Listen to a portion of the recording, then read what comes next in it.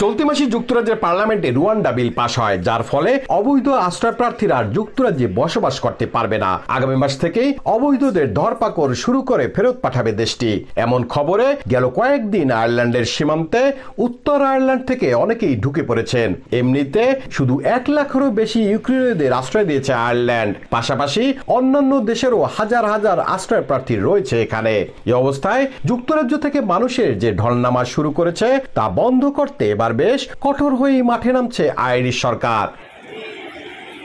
প্রধানমন্ত্রী Simon Harris বিচারমন্ত্রী Helen ম্যাকেন্টিকে আগামী সপ্তাহেই মন্ত্রিসভায় আশ্রয় প্রার্থীদের ফেরত পাঠানোর জন্য কঠোর আইন আনার জন্য বলেছেন, যে আইনে যুক্তরাজ্য থেকে আসা আশ্রয় প্রার্থীদের যুক্তরাজ্যেই ফেরত পাঠাবে আয়ারল্যান্ড। এক সমীক্ষায় দেখা গেছে গেল এক সপ্তাহে যত আশ্রয় প্রার্থী উত্তর আয়ারল্যান্ড থেকে রিপাবলিক আয়ারল্যান্ডে প্রবেশ করেছে তাদের 40% লন্ডনের নতুন আইনের কারণে।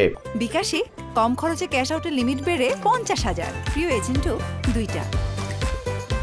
জরুরি আইন করার ঘোষণায় সরকারের প্রশংসা করেছেন স্থানীয় সহ প্রবাসী বাংলাদেশিরা।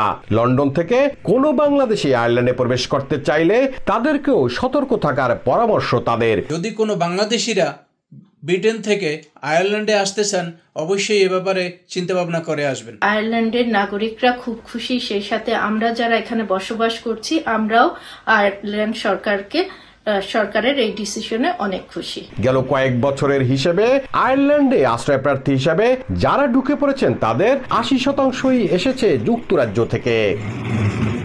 লন্ডন থেকে আশ্রয় প্রার্থীদের ঢল ঠেকাতে আয়ারল্যান্ড যে পদক্ষেপ নিয়েছে, এতে করে সহজ আশ্রয় প্রার্থী নীতি থেকে অনেকটাই সরে আসলো আয়ারল্যান্ড। সাথে এখানে নাগরিকদের এখানে সরকারের প্রতি এই সহজ নীতির ফলে যে ক্ষোভ ছিল সেই ক্ষোভটা অনেকটাই কমে যাবে বলে ধারণা বিশ্লেষকদের। সৈয়দ জুয়েল, সময় সংবাদ, আয়ারল্যান্ড।